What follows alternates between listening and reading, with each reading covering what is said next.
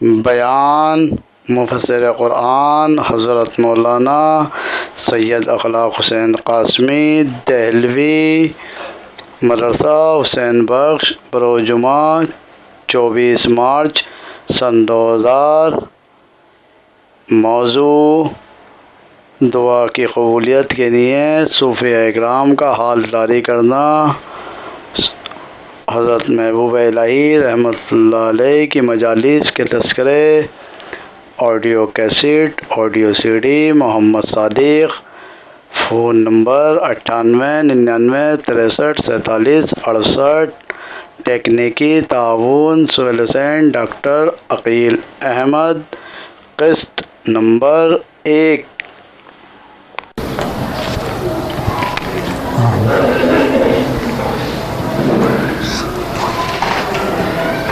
بسم اللہ الرحمن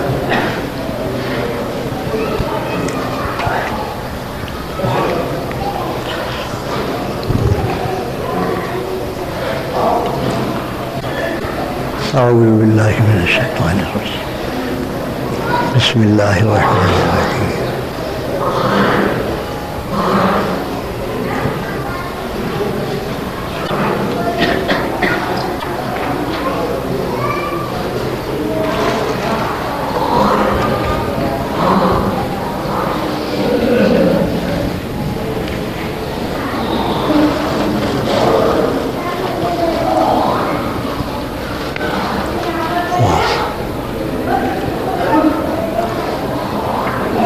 دعا کی قبولیت کے سلسلے میں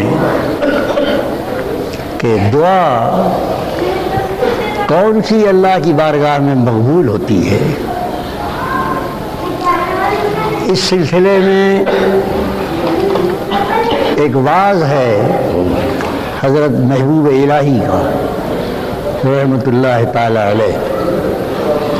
ایک پوری مجلس دعا کے مسئلے پر منعقد ہے۔ مجلس کے آخر کا حصہ سنانا ہے۔ فرمایا شیخ نے کہ میرے پاس ایک اجنبی شخص آیا، اجنبی کہا اسے کیونکہ جو بات وہ کہنے والا تھا وہ کوئی معتقد نہیں کہہ سکتا تھا، عقیدت مند۔ ایک اجنبی آیا اور اس نے آ کر مجھ سے کہا، شیخ بڑی موج کی زندگی گزار رہے ہو تم، بڑے موج میں ہو، نہ کمانے کا فکر، نہ مکان کا، نہ بیوی کا، نہ بچوں کا، بادشاہوں سے آگے ہو تم تو۔ لوگ آتے ہیں طرح طرح کے نذرانے دیتے ہیں، قیمتی سے قیمتی نذرانے رکھے ہیں یہاں، نہ تمہیں کمانے کا فکر، نہ تمہیں دھوانے کا فکر۔ اس اجنبی نے یہ مجھ سے آ کر کہا، اجنبی تھا، عقیدت مند تو ایسی بات نہیں کہہ سکتا تھا۔ فرمایا جب وہ یہ کہہ چکا کہ آپ تو بڑی بے فکری کی زندگی گزار رہے ہیں، آپ تو موج مار رہے ہیں اے شیخ، تو مجھے رونا آ گیا، میں رونے لگا میں، اور میں نے رو کر کہا کہ بھائی تو ان نذرانوں کو دیکھ رہا ہے جو لوگ لاتے ہیں میرے پاس، کپڑا اور نقدی اور وہ ڈھیر ہے نذرانوں کا، اللہ، لیکن تجھے یہ نہیں معلوم یہ جو نذرانے والے آتے ہیں دینے مجھ کو، یہ اپنے سارے دکھ میرے سامنے رکھ دیتے، یہ عقیدت لے کے آتے ہیں کہ میں ان کے حق میں دعا کروں۔ ہر آنے والا دکھیا ہے، وہ لاتا ہے بڑے سے بڑے نذرانے اور اس امید اور یقین پر آتا ہے کہ میں اس کے لیے دعا کروں اور میری دعا اس کے حق میں قبول ہو۔ بھائی تو نذرانوں کو دیکھ رہا ہے، وہ جو ان نذرانوں کے ساتھ ہر آنے والا دکھیا اپنے دکھ چھوڑ کے جاتا تھا، وہ تجھے نظر نہیں آتے؟ پھر میں کیا کرتا ہوں؟ ہر آنے والا دکھیا اور مصیبت زدہ جو اپنی تکلیف اور دکھ پیش کرتا ہے، میں اس کے دکھ کو اپنا دکھ بنا کر اللہ سے دعا کرتا ہوں۔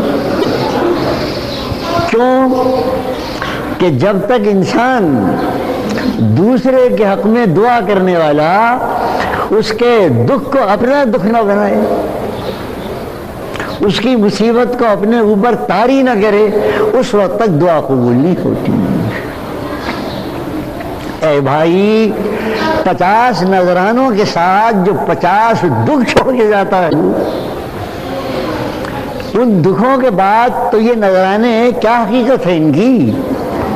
تجھے یہ خیال نہیں کہ وہ 50 دکھ میری جان پر چھوڑ کے جاتا ہے، اب میں وہ دکھ طاری کرتا ہوں اپنے اوپر۔ ہر آنے والا دکھیا جو دکھیا ہے اللہ کی جناب میں دکھیا بنا کر پیش کرتا ہوں، گویا وہ دکھیا نہیں کہہ رہا، میں کہہ رہا ہوں اللہ سے الہی دعا قبول کر لے، تب وہ دعا قبول ہوتی ہے۔ اب شیخ نے، حضرت محبوب الہی نے یہ بات تو اگلی کہی نہیں، اس اجنبی سے کہنا چاہیے تھا کہ وہ جو 50 نذرانے بیش قیمت آئے ہیں، ٹھیک ہے وہ نذرانے ہیں، لیکن وہ نذرانے بھی میں کیا کرتا ہوں، وہ بھی دکھیا لوگوں کو تقسیم کر دیتا ہوں۔ میری جان پر تو دکھ ہی دکھ رہ جاتے ہیں، خالی دکھ رہ جاتے ہیں، کچھ نہیں رہتا۔ ایک ایک دکھ ہے اس کو طاری کرتا ہوں۔ کسی کے پاس اولاد نہیں ہے، کوئی بے روزگار ہے، کوئی مصیبت زدہ ہے، کوئی بیمار ہے، ہزار طرح کے دکھیا، ہزار طرح کی مصیبتیں، وہ سب میں اپنی جان پر طاری کرتا ہوں۔ تو یہ بتا کہ ان نذرانوں کی کیا حقیقت ہے؟ حالانکہ وہ نذرانے بھی شام ہونے سے پہلے تقسیم ہو جاتے تھے۔ نذرانے آئے، جو مصیبت زدہ آیا ادھر لے گیا، ادھر آیا ادھر لے گیا، میرے اوپر کیا باقی رہا؟ ضرورت مندوں اور مصیبت زدوں کے دکھ باقی رہ گئے، اور وہ دعا قبول ہی نہیں ہوتی۔ جس طرح انسان کی انفرادی دعا قبول کیوں ہوتی ہے حسب مسیحت کہ وہ دکھیا ہوتا ہے، بیمار ہے، اپنی بیماری کا دکھ پیش کرتا ہے، اس کی دعا دل سے نکلتی ہے۔ بے روزگار ہے، اللہ کے آگے روتا ہے، بے روزگار کا دکھ ہے، بے روزگاری کا وہ اللہ سے مانگتا ہے، اس کا اپنا دکھ ہے۔ لیکن جب غیر کے لیے آپ دعا کرنے بیٹھیں، مولانا ذرا دعا کر دینا، پیر جی ذرا دعا کر دینا، ہوتی ہے نا دعائیں چھوڑ کے چلے جاتے ہو، جناب پیر جی صاحب دعا کر دینا۔ اب وہ پیر جی صاحب اور مولوی صاحب اور قاری صاحب جو دعا کر رہے ہیں، ان کی دعا صرف قائل ہے، حال نہیں ہے۔ ایک وائس کی اور صوفی کی، سچے صوفی کی بات کر رہا ہوں میں، دونوں کی دعاؤں میں کیا فرق ہے؟ ایک وائز ہے، ایک عالم ہے، ایک میں ہوں، میری دعا قائل ہے، صوفی کی دعا حال ہے۔ وہ جو مانگتا ہے اللہ رب العالمین سے تو اپنے آپ کو اس حال میں منتقل کرتا ہے، گھلاتا ہے اس صدمے میں، پھر خدا کے سامنے پیش ہوتا ہے، اللہ تعالیٰ اس کو قبول کر لیتے ہیں۔ یہ ہے دعا کی قبولیت کا راز۔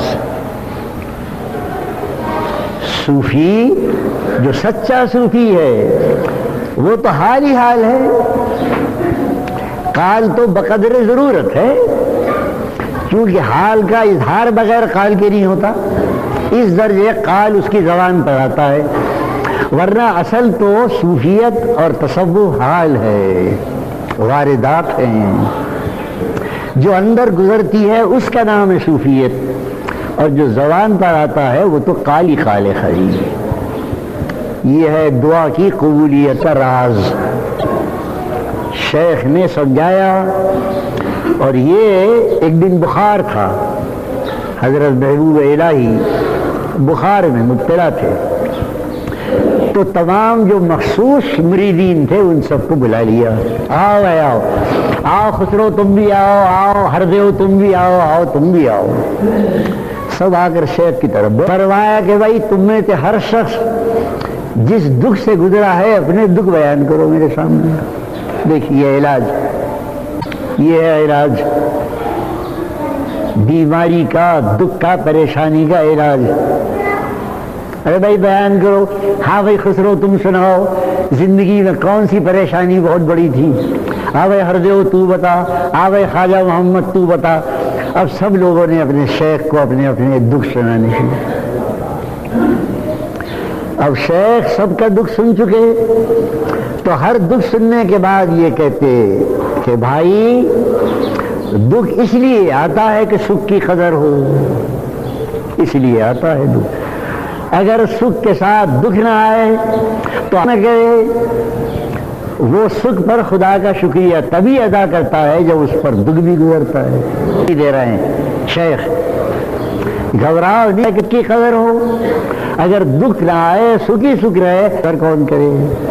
سب کو سمجھاتے رہے اور پھر آخر میں یہ اپنا دکھ بیان کیا شیخ نے۔ کہا تم نہیں جانتے کہ یہ دکھ کیا ہے؟ یہ دکھ وہ ہے، اب رسول اللہ صلی اللہ علیہ وسلم پیچھے چلے آئیے آپ، جو حضور کی اعلیٰ تعین میں کئی دفعہ حضور کی وہ صفت سنا چکا ہوں، عزیز علیہ ما عنتم، یہ صفت پاک ہے رحمت للعالمین صلی اللہ علیہ وسلم۔ اور میں کہتا ہوں کہ اگر نبی کی دعا کا کوئی قائم مقام ہے تو وہ صوفی کی دعا ہے، میری نہیں ہے۔ میری دعا تو یہ ہے کہ واس کا بھائی دعا کرو، بھائی دعا کرو، فلاں بیمار ہے دعا کرو، مجھ پر کیا اثر پڑ لیا دعا کا؟ کبھی دیکھا بھائی فلاں صاحب ہاسپٹل میں ہیں، بھائی دعا کرو، مجھ پر کیا اثر تھا اس کے ہاسپٹل میں ہونے کا؟ میری تو زبان للو چلی، قال ہی قال تھا، بھائی دعا کرو تو میں بھی کہا آمین۔ اے لو، یہ دعا نہیں ہے۔ رسول اللہ صلی اللہ علیہ وسلم کی صفت کیا بیان کی اللہ نے؟ عزیز علیہ ما عنتم، یہ ہم نے وہ پیغمبر تم کو عطا کیا کہ اے لوگوں، اے لوگوں، اے مسلمانوں نہیں، اے لوگوں، اے میری مخلوق، اور عام کر دو اس کو، اے میری مخلوق، جو تم پر مصیبت گزرتی ہے وہ میرے نبی پر گزرتی ہے۔ عزیز علیہ ما، تم پر نہیں گزرتی۔ جس تکلیف سے تم گزرتے ہو وہ تکلیف میرے نبی پر عزیز ہوتی ہے، گراں گزرتی ہے، شاق گزرتی ہے۔ مصیبت تمہاری ہے، جان پر میرے نبی کی ہے۔ یہ صفت ہے رسول اللہ صلی اللہ علیہ وسلم، اور یہی صفت پاک ہے پیغمبر خدا اور سارے انبیاء کی، جس کی وجہ سے دعائیں قبول ہوتی ہیں انبیاء کی علیہ الصلوۃ والسلام۔ نبی